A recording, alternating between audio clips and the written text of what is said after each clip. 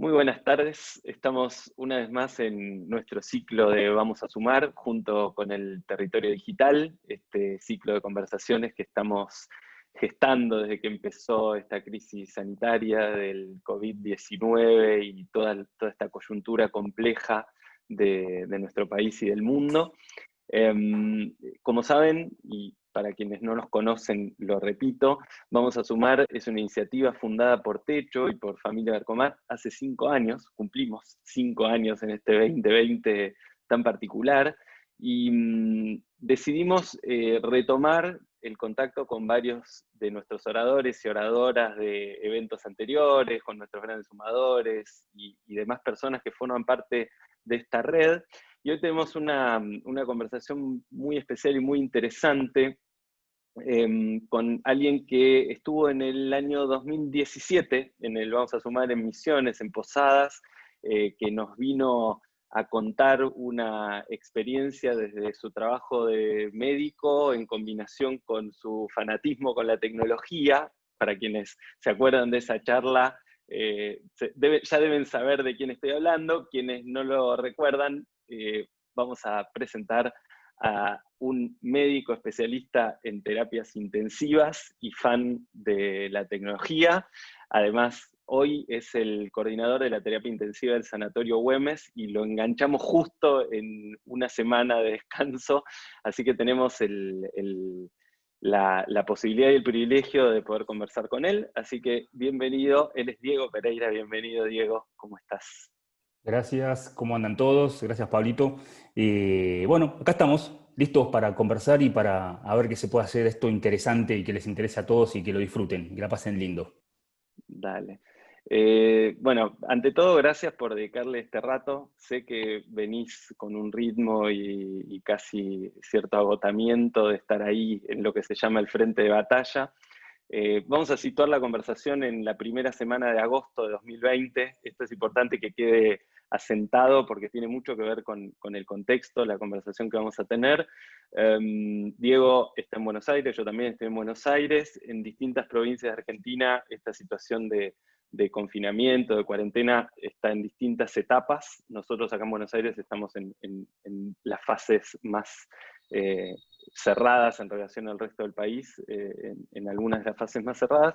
Y bueno, Diego, para empezar, nada, preguntarte un poco cómo está el trabajo, qué fuiste aprendiendo en estos casi 4 meses de trabajo intenso en la terapia intensiva, que es el punto crítico de todo esto. Qué pregunta. Mirá, la verdad que ya llevamos, como bien decís vos, ya casi 4 meses llevamos del inicio de la pandemia y creo que nos marcó, es un hito antes y después en nuestra vida profesional y en bueno, la vida de todos, ¿no? Mucha gente, pero sobre todo como profesional, que de repente, esto yo siempre me gusta compararlo todo con un equipo de fútbol, ¿no? Decir, no sé, de un día para el otro se cayó un jugador o alguien y te dicen, bueno, tenés que ir al Mundial, entrás vos, el último reemplazo entra y tenés que ir a jugar al Mundial. De un día para el otro te dijeron que tenés que viajar a un lugar con muchas cosas nuevas, todo nuevo, todo, y es como que aprender a algo que no está escrito en ningún libro de medicina. Entonces tuvimos que empezar a aprender sobre la marcha, pero con una ventaja que estamos viendo, que ya habíamos visto lo que estaba pasando en otros países de Europa, Estados Unidos, en Asia. Entonces llevábamos esa ventaja de saber qué es lo que estaba pasando e íbamos copiando paso a paso, pero muchas veces pensando en que esto no iba a llegar acá, como que sí, que no, que ya habíamos pasado por otra pandemia, que era la pandemia del H1N1. De hecho, estuve trabajando como médico residente también. No fue nada que ver lo que es esto, pero sí se considera una pandemia. Y aprender un montón de cosas, desde medicina pura, de empezar a estudiar artículos, tratamientos, pasamos por tratamientos experimentales, un montón de cosas que no teníamos idea para qué servían y por qué estas drogas están utilizando para esto y sirve, no sirve, y ir mutando, bueno, ahora esto no sirve y ahora hay algo nuevo. Desde eso, desde conocernos más como equipo de trabajo, en realidad de entender lo que es el concepto del equipo de trabajo. De repente tenés que manejar un grupo de gente que yo siempre digo, ¿no? La pandemia saca lo mejor y lo peor de todos nosotros. Es como que acá sale a relucir la realidad, la cruda realidad de todos. Quién se angustió más, quién se angustió menos, quién tiene más capacidad de liderazgo, quién tiene menos. Eh, no sé, quién se asusta más, quién se asusta menos, quién es más líder, bueno, y creo que eso nos ayudó a conocernos entre todos como equipos de trabajo y a saber manejar, aprender a manejar un equipo de trabajo, que es súper, súper complejo. Hay un montón de charlas de liderazgo y de cosas, pero me parece que aprenderlo y vivirlo sobre la marcha es otra cosa. Me parece que eso saqué un aprendizaje muy fuerte de ahí, desde lo médico, desde manejos de equipos de trabajo, y de otra cosa que también me hizo aprender a mí es el concepto calidad de vida. Calidad de vida es disfrutar de lo que uno hace desde su familia, sus seres queridos, del trabajo, de empezar a ver quizás la vida de otra manera. No digo que me convertí en un ser espiritual, ni nada que ver, pero empecé a ver las cosas de distinta manera y al ver la realidad de los pacientes, la gravedad, de cómo mejoraban, cómo no mejoraban, de la protección, de una modalidad nueva de trabajo y aprender a no vivir estresado el día a día, y realmente hay cosas más importantes en la vida más que discutir por qué un papel quedó doblado acá con un compañero de trabajo o no, que son peleas que uno puede tener en la vida cotidiana todos los días, y hay cosas más importantes. Entonces, creo que a todo el equipo de trabajo y a todos como comunidad médica nos mostró otra realidad de conocernos y de ayudarnos entre nosotros como equipo para salir adelante y pasar esto lo mejor posible, ¿no? Me parece que ahí estuvieron los grandes aprendizajes. Ujú. Tengo 27 preguntas, como te imaginarás, a partir de esto que comentaste. Entremos primero a algo más técnico de protocolos y de cómo es la situación concreta de trabajo, cómo es esta situación de equipos que vos contabas más técnicamente, digo, de movimiento, de quién entra, quién sale en esta Claro. relación de equipos Miren, de fútbol. Contanos un poco cómo está funcionando. claro, nosotros vimos lo siguiente, que si el virus es muy contagioso. Entonces, si una persona se contagia, vos ya a ese personal, a ese compañero lo perdés por 14 días o 3 semanas, más o menos, 2, 3 semanas. Depende de la gravedad de cómo lo afecte. Por ahora quiero aclarar que fueron todos leves los casos que tuvieron en mi equipo de trabajo, así que vamos bien. Entonces, eran como personal que se te va cayendo, se contagió, este tuvo un contacto estrecho con el otro, también hay que aislarlo, y de repente nos encontramos de trabajar el 100% del personal a trabajar el 30% del personal, porque el resto estaba aislado o contagiado. Entonces tuvimos que reinventarnos nuestra manera de trabajar, sacar de lado esa modalidad de trabajo de los años 80, de ir y fichar a las 8 de la mañana, ir y fichar a las 6 de la tarde e irnos, sino que decir, ok, vamos a empezar a trabajar en grupos alternados, una semana trabajo full, una semana descanso, una semana trabajo full, una semana descanso. De esta manera, si un jugador se cae, un compañero nos queda aislado o contagiado, esa persona la pierdo 14 días, entonces son esos 14 días que el equipo backup que está descansando entra a trabajar, y cuando esta persona ya se recuperó, ya el otro vuelve a descansar otra vez nuevamente. Yo lo comparo con un equipo de fútbol. Cuando vamos a un mundial, los técnicos de fútbol no llevan el equipo titular con 11 jugadores y 5 suplentes. Llevan casi 3 equipos enteros, o sea, hay 3 arqueros. O sea, un mundial llevamos 3 arqueros. ¿Qué posibilidad hay que el tercer arquero ataje? Bueno, hay que tener en cuenta todas estas cosas, y acá exactamente lo mismo. Teníamos que tener este equipo backup, teníamos que empezar a cambiar esta modalidad, y de alguna manera tuvimos que hacerles entender esto a los que gestionan hoy la salud, ¿no? Que si ya son, yo los llamo los baby boomers, o los old fashion o los old school, ¿no? Que trabajan de una modalidad esta de fichar cultura del trabajo, fichar 8 de la mañana, fichar 6 de la tarde. ¿Y cómo hacíamos para hacerles entender a estas personas que son cracks de la medicina, o sea, son referentes, toda la experiencia, pero que tenemos que empezar a trabajar de otra manera, porque si no nos íbamos a quedar sin personal y, no sé, teníamos que traer a mi mamá que venga a trabajar acá, porque no había nadie quien venga a cuidar a esos pacientes. Entonces, cuando entendieron y vieron la realidad, dijeron, bueno, ante esta situación adversa que estamos crítica, vamos a optar por esto y vemos. Y vieron que funcionó. Y vieron que trabajando en forma colaborativa, en equipo, funcionó. Entonces, esta fue una de las modalidades que fuimos uno de los primeros que empezamos a optar esto, y una vez yo en un programa de tele lo comenté esto, la modalidad de trabajo que tenía, y me empezaron a llamar de hospitales de todos lados, de todas las provincias, de todos lados, diciéndome, mira, somos un grupo de dermatólogos que no estamos atendiendo pacientes, y nos hacen ir todos los días a trabajar 8 horas, a mirarnos las caras con barbijos, y no sabemos qué hacer, estamos expuestos ahí en vez de estar descansando, y si hay una urgencia o algo, venimos al hospital y lo vemos, porque dermatología es una especialidad que casi ni trabajó durante una pandemia. Entonces, Y ahí, a raíz de esa modalidad, que fue compararla, o sea, mirá esto, Pablo, o sea, fue como se me vino a la cabeza, ¿cómo hace un equipo de fútbol cuando va a un mundial que no puede llamar a un jugador de tu país para mandarlo por si alguno se lesiona? O sea, vos tenés que jugar con lo que está ahí, si no, no. Entonces fue algo parecido, ¿no? Fue como traspolar ese ejemplo que yo veía de chiquito y analizaba los equipos de fútbol, entonces, traspolarlo a mi trabajo en una pandemia con terapia intensiva, así tipo, ok, vamos a organizarnos con estos equipos de suplentes, equipos de relevamiento, etcétera, y bueno, y funcionó, y está funcionando. Y me parece súper interesante esto que decís, porque evidentemente ese tipo de tácticas y estrategias no son tácticas en el mundo médico en general. Entonces me parece súper interesante poder agarrar algunos aprendizajes de otros lados para una situación que se transforma de alguna manera en esto del partido, la batalla, ¿no? Entonces me parece súper interesante. Y en esa línea te quería preguntar, y sí saltando al lado más emocional del equipo y tuyo, cómo trabajan internamente en esa línea, ¿no? ¿Qué va pasando con la relación tan cercana con muchas personas que al mismo tiempo están enfermas y muchos que se van a morir? Digamos, ¿cómo lamentablemente enfrentan esa situación? Bueno, acá tenemos dos puntos de vista. Tenemos la relación entre compañeros internas nuestras y tenemos la relación nuestra con el paciente. Y ahora voy a explicar esos dos puntos. La primera, en la relación del equipo nuestro, el trabajo día a día de nosotros, veíamos como muchos pacientes fallecían. Piensen que yo hago terapia intensiva, o sea, veo la peor parte de esta historia. Que obviamente, si hago la mirada macroscópica, es el menos porcentaje de lo que está pasando a nivel global. Realmente es una gripe normal. Yo, para no alertar a la población y generar pánico, no, es una gripe normal. Hay que cuidarse, obviamente, pero los más afectados son los ancianos, los pacientes que tienen sobrepeso u obesos, hipertensos, diabéticos, lo que ya conocemos. Y yo justamente trabajo con estos tipos de pacientes, por eso veo la peor parte de la película. Pero en el resto sepan que hay la mortalidad es baja con respecto a otras patologías, o sea que no, para no generar pánico, ¿sí?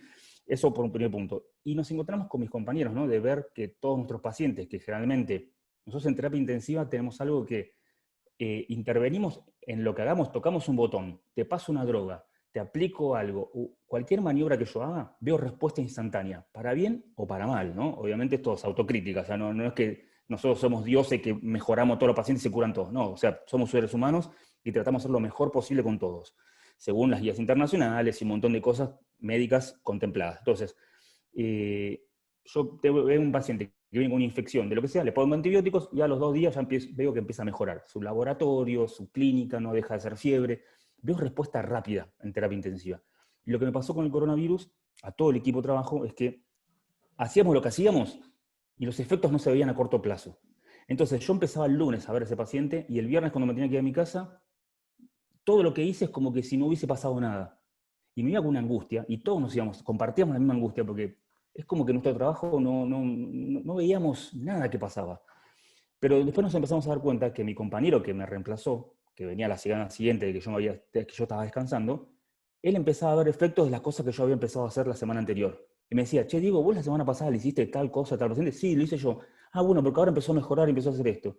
Y nos empezamos a dar cuenta que los efectos de lo que nosotros hacíamos hoy, recién lo empezamos a ver en 15 días o en 10 días. Entonces ahí empezamos a entender un concepto de que todas las cosas que vos hagas las iba a empezar a ver en mejoría tu compañero y el paciente empezaba a mejorar, pero más tarde. Y ahí entendí un concepto de un poco ser menos egoísta, ¿no? De que yo decir, o menos egoísta, menos uno querer llevarse la foto de la tapa del diario, ¿no? Decir, tipo, mirá, yo hice esto en el paciente y lo salvé. ¿Quién fue el que lo salvó? Diego. No, ese concepto en el médico que es medio egocéntrico, me hago autocrítica, ¿no? Que, viste, los médicos son medios así, se tiró al piso. Porque todo lo que vas a hacer vos, los méritos los va a llevar tu compañero la semana que viene. Y empezamos a entender esto del trabajo en equipo y de la proyección del trabajo. Y esto yo creo que lo podemos transpolar a otros rubros, otros oficios, otras cosas, de empezar a hacer acciones, o una política, ¿no? Quizás hacer acciones, hacer cosas, proyectos que perduren en el tiempo, educativos, formativos, leyes, proyectos, un montón de cosas. Y esto quizás, como yo vi un equipo de fútbol que manejaba perfecto una táctica, yo vi perfecto y entendí el concepto de que si lo que hago hoy, los frutos los vamos a ver a largo plazo, pero van a estar. Y entonces eso me pareció genial en verlo en el equipo de trabajo, de cómo empezamos a hacer eso.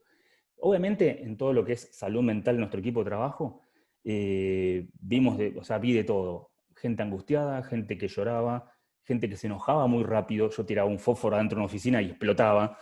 Las emociones acá están a flor de piel. Y yo siempre digo, ¿no? La pandemia saca lo mejor y lo peor de nosotros. Y uno a veces como líder de equipos de trabajo tiene que tratar de ver lo mejor, ¿no? Y tratar de potenciar y usar a estas personas para no ganar mérito uno mismo, sino que potenciar a esa persona para que se sienta que es válida, que se sienta que su trabajo está funcionando, y tratar de contener a todo un equipo de trabajo, que eso es súper difícil contenerlo porque imagínense, ¿no? Todos tenemos familias, todos tenemos amigos, todos tenemos nuestras vidas y de repente estamos internados adentro con máscaras, vestidos de astronauta tipo Breaking Bad. Entonces es bastante angustiante muchas veces estar expuesto de esta manera y he escuchado muchos colegas míos decir, renuncio, dejo todo, me voy, no me quiero dedicar más a la medicina. U otros decir, tipo, esto es lo que yo quería en mi carrera. O unos fanáticos, ¿no? Decir, tipo, yo quiero jugar este mundial, yo quiero... Y bueno, nos tocó bailar acá. Bueno, ya estamos en el baile, vamos a bailar y vamos a pasar lo mejor posible. Y creo que esto va a ser un antes y un después en nuestra carrera profesional y en nuestra salud mental también, de qué aprendimos y qué sacamos. Siempre mirando la mirada positiva a todo esto, ¿no? Y el último punto, que me parece clave, es nuestra relación con los pacientes. Porque acá hay un tema clave, que es que los pacientes están aislados completamente. El único ser vivo que ve un paciente hoy es la enfermera, el kinesiólogo, al técnico de rayo, laboratorio y al médico. No ve a otra persona, no puede ver. Y acá nos encontramos con justamente la población de riesgo son los más ancianos, los adultos mayores, y quizás ellos no manejan tanto la tecnología. Entonces, quizás pacientes más jóvenes decían, bueno, yo hago una videollamada con mi familiar y listo, ya está, estoy en contacto. Pero quizás esas personas no. Y acá tocamos vamos a tocar un nervio bastante que quizás veíamos gente fallecer sin poder haberse podido despedido de sus familiares, de sus seres queridos. Y eso me afectó un montón. Me afectó un montón ver gente que quizás fallecía sola y no poder acompañarla. Nosotros igualmente ahora lo que estamos haciendo es, usamos la tecnología justamente para que estén en contacto lo máximo posible, que es pantalla, horas de video, se conectan, hablan, yo siempre a las familias antes de mostrarles el celular y decirle tipo, bueno, vas a hablar con tu familiar que está mejorando, quiero que hables ahora con él, les mostraba el celular y decía, no hables de la enfermedad del coronavirus, habla de cualquier cosa, habla de cómo está el perro, habla de un chusmerío del vecino al lado, hablale de lo que pasó en la tele en un programa de Chimentos, hablarle de cualquier cosa, o sea, sacarlo de ese contexto donde está ahora, ayúdalo a eso. Y nosotros a la familia siempre le decimos eso para que sea más tranquilo, y eso se demostró que mejoró un montón. Y ahora nos empezaron a permitir, empezamos a incorporar, algunas clínicas empezaron a incorporar algunos protocolos de que, que los familiares se puedan despedir. Entonces, si la persona no tiene comorbilidad, el familiar no es ni un anciano, no tiene hipertenso diabético, los vestimos de astronauta y los hacemos entrar con la familia y los dejamos ir adentro. Hubo un caso en España que fue bastante conmovedor, de un médico que se llama Gabriel Heras, que dejó entrar, había una señora que estaba falleciendo, ya eran sus últimas horas, y la hija de esta paciente era enfermera de otro hospital de ahí de España. La mandó a llamar, la trajo, las vistieron como astronauta, que ella ya sabía vestirse como astronauta porque está trabajando en otra terapia intensiva, las vistieron y le dijeron, quédate adentro y despedite. Y así estuvo unas 6 horas adentro, y cuando la enfermera sabía en el momento que estaba falleciendo, y cuando falleció y vio que los monitores y todo que había fallecido, se dio vuelta, se puso de pie y empezó a aplaudir a todo el equipo médico que estaba alrededor. Ese momento creo que me marcó lo que contaba este médico Gabriel Heras, que él se dedica un poco a humanizar las terapias intensivas, a decir, che, más allá del protocolo, todo esto, o sea, la protección sirve y humanicemos más todo este momento. No distanciemos más las distancias, y sobre todo en terapia intensiva, que es bastante frío, ¿no? Todo esto. Me parece que hay dos puntos claves. La relación con mis compañeros acá, de cómo nos relacionamos nosotros y cómo aprendemos y estamos saliendo juntos de estas, y la salud mental nuestra y los familiares que nos aguantan, que nos ayudan, nos alientan. Y por otro lado, me parece clave que más allá del tratamiento que estamos dando a nuestros pacientes, es ayudarlos desde el punto de vista humano, que no pierdan ese contacto con sus familiares y que con cosas que tratar de sacarlos de la habitación, y creo que la tecnología nos ayudó un montón a eso, ¿no? De las videollamadas y todas estas cosas, la tecnología para el buen uso y no para el mal uso. Me parece que ahí estuvo la clave. Me parece que esas son las claves más fuertes que estuve viviendo en esta pandemia de lo que va hasta ahora. Me emocionó lo que contaste Sí, es tremendo. de este caso de España. Bueno, paso mirando tu remera de la NASA y que vos recién introdujiste algo de la tecnología, paso al otro lado de la conversación, que es, por un lado, ¿cómo ves a cortito, mediano plazo, digamos, en esta fase donde todavía no tenemos la vacuna, cómo sigue esto y qué sugerencias das, sabiendo que esto se abre más? Me quedo con esta idea de que la protección funciona.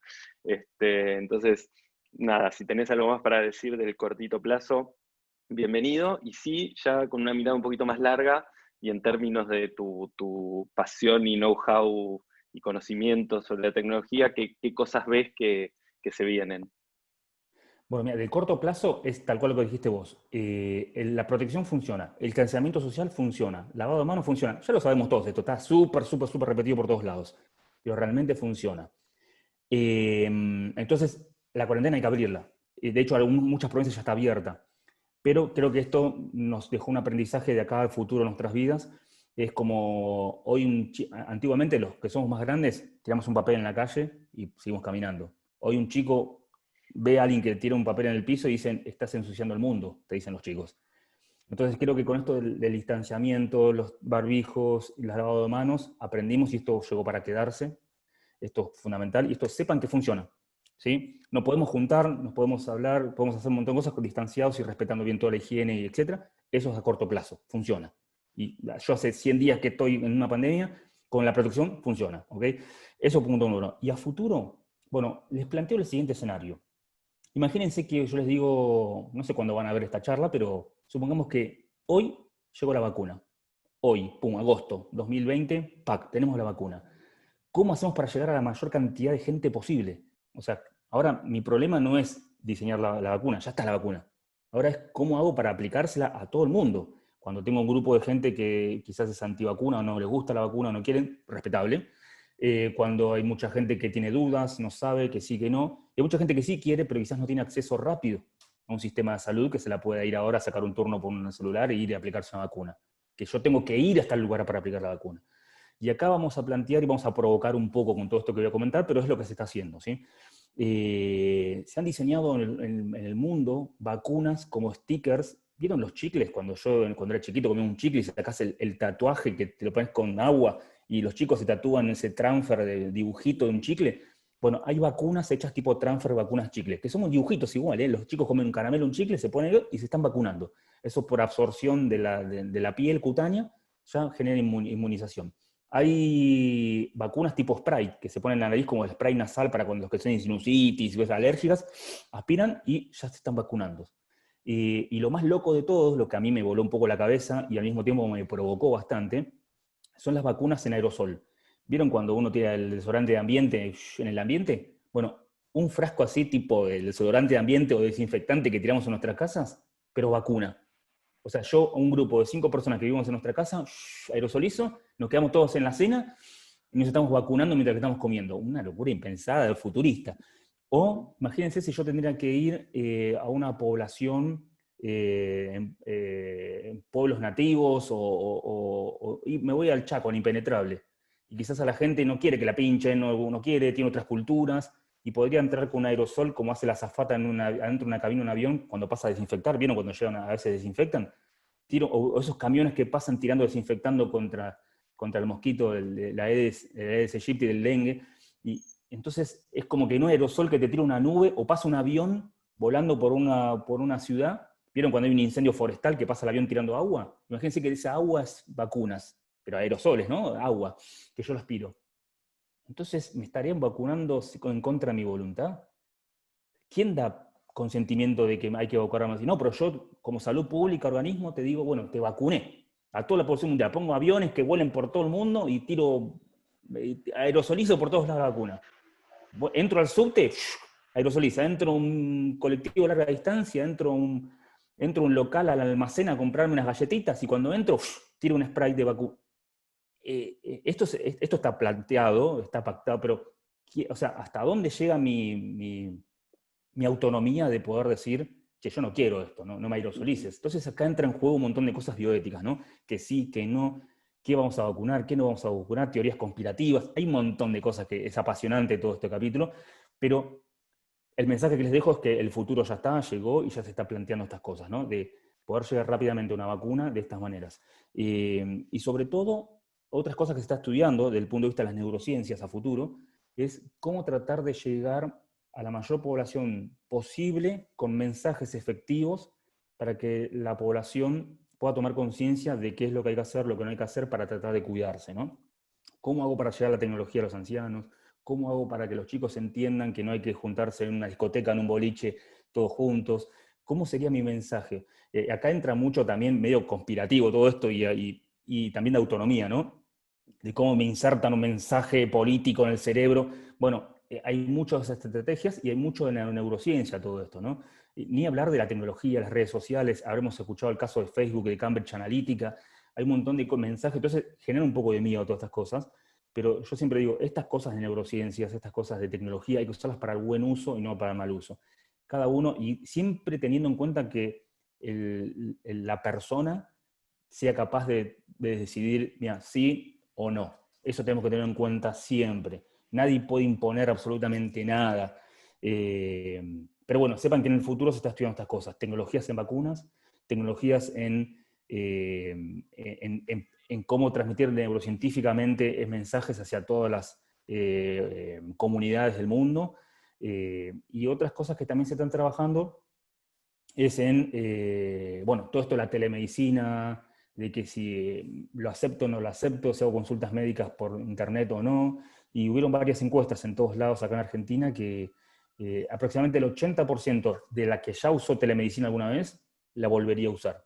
Entonces es algo que llegó para quedarse también. Obviamente, yo digo que la tecnología tiene que empezar a agilizar un montón de procesos médicos que llevan mucho tiempo, armar formularios, escribir historias clínicas, sacarte sangre. O sea, imagínate, yo te tengo que sacar sangre ahora a vos, te saco sangre, te pido, bueno, con el resultado volvé a verme. O sea, ya viniste una vez al consultorio para que yo te haga una orden y decirte, te voy a sacar sangre para ver cómo están tus glóbulos rojos.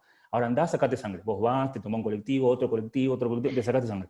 Volvé a mi consultorio la semana que viene cuando tengas el resultado, que tarda un montón el resultado, otra vez 3 colectivos para volver a verme, y yo te digo, tipo, está bien, volvé a verme, no sé, el mes que viene. Entonces, ya eso es una pérdida de tiempo, no tiene sentido. Cuando algo tocando 2 botones, yo podría hacerlo. Entonces, toda mucha gente, bueno, pero estás perdiendo relación médico-paciente, me dice alguna gente. Justamente no, hay que verlo de otro punto de vista. De otro punto de vista es, yo te agilizo un montón de procesos que no vas a tener que venir 2 veces a verme al consultorio, tomarte 6 colectivos en total, sino que el día que vos vengas a mi consultorio, voy a estar 40 minutos hablando con vos.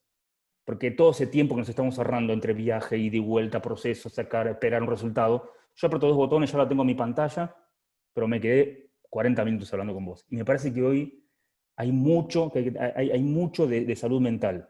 Tenemos que escuchar a las personas, tenemos que generar empatía. El médico tiene que generar empatía con la gente y mismo nosotros tenemos que escuchar a nuestros familiares, a nuestros seres queridos, a nuestros amigos en una época de pandemia, que todos nos vamos a estar angustiando, todos nos vamos a estar estresando. Paciencia, tolerancia y tratar de respetar los tiempos de las otras personas también, ¿sí? Y hay que, con esto que yo decía de automatizar un montón de procesos médicos, es justamente para humanizar más la relación médico-paciente. Me parece que ahí está la clave del buen uso de la tecnología. Me parece que por ahí va. Te agrego una pregunta más como para ir llegando al cierre de nuestra conversación. Una de las cosas con las que vos estás en contacto todo el tiempo son con los pacientes de riesgo, ¿no? Personas con diabetes, con sobrepeso, etcétera, etcétera, etcétera. ¿Cómo es la mirada del proceso previo a la enfermedad, digamos? Esta mirada más preventiva desde la medicina y con la mirada tecnológica que se cruza, ¿no? Me refiero a alimentación, buenos hábitos, etcétera. ¿Se está mirando todo esto desde la línea donde vos estás trabajando? Pero absolutamente. Hay una tendencia mundial en hacer una medicina más personalizada y no decirte, toma esta dieta, hacela. Cada uno de nosotros somos un mundo diferente, somos todos distintos. Los metabolismos son todos distintos. Uno puede ver en redes sociales a alguien que está todo musculoso, todo ejercicio, come algo medio ficticio. Cada uno tiene una manera distinta, metabolismos diferentes, y hay una mirada más preventiva. De hecho, compañeros míos, cuando estamos viendo esto que está pasando, dicen, yo dejo de fumar hoy, yo dejo de comer en comidas rápidas, chatarra, a partir de hoy, con lo que estamos viendo. Entonces me parece que al ver esto, que estos pacientes de riesgo son los que más afectados están, creo que hay una tendencia mundial a empezar a comer un poco más saludable y a sentir el gusto más de las comidas, ¿no? De las cosas reales. Hay una tendencia más en lo que es alimentación orgánica, comidas saludables. De hecho, hay un montón de cosas, de alimentos que uno ve, que ves una manzana gigante de tamaño de una pelota de fútbol, y tipo, esto es imposible. Muchos de los alimentos que comemos tienen hormonas, tienen procesos químicos adentro. Y hay una tendencia a empezar a comer un poco más orgánico y más saludable, que eso impacta a corto plazo en tu salud, pero esto es absolutamente lo vemos, ¿sí?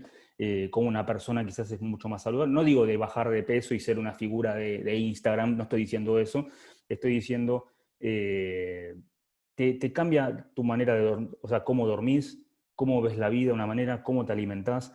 Hay una medicina mucho más preventiva actualmente y creo que las nuevas generaciones de médicos que ya están estudiando medicina ahora, ya están estudiando de esta manera.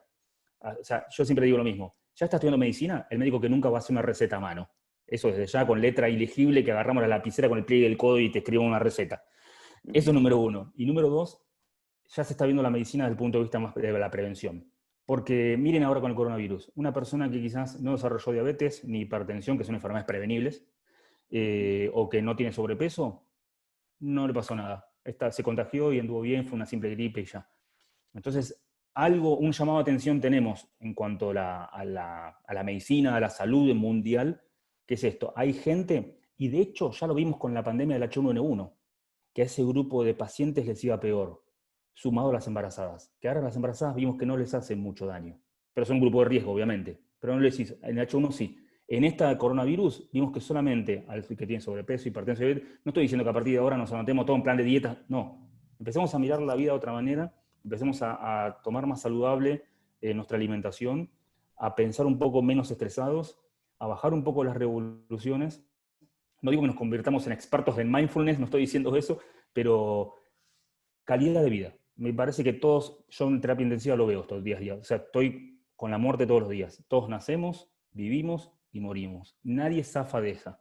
Mientras que estamos acá viviendo, pasémoslo lo mejor posible.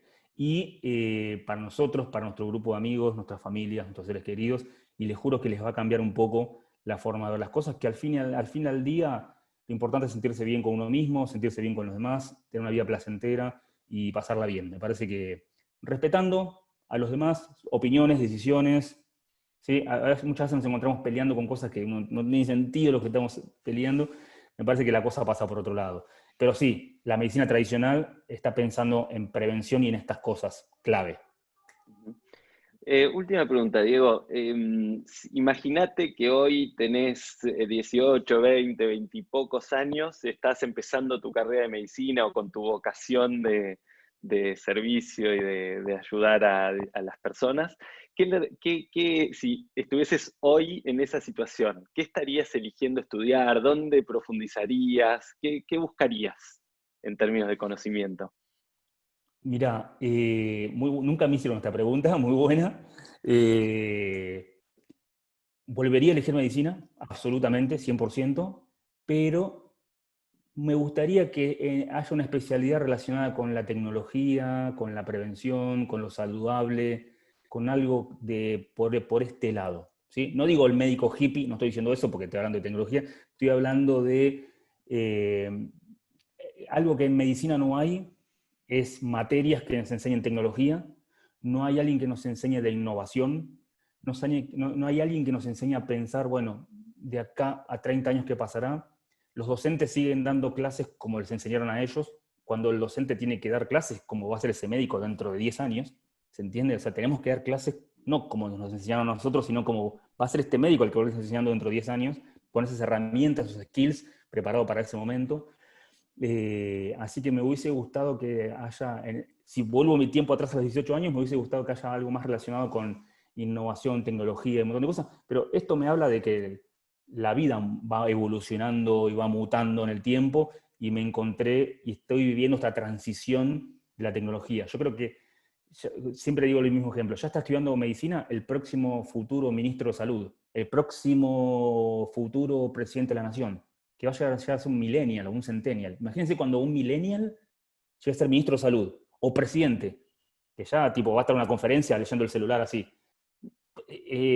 ¿Cómo será de cada 20 años la cosa, o 30 años, ¿no? Entonces me parece que tenemos que estar preparados y en las organizaciones, instituciones, tiene que haber gente que esté pensando en eso, en cómo va a ser, cuál es nuestro objetivo, a dónde vamos yendo.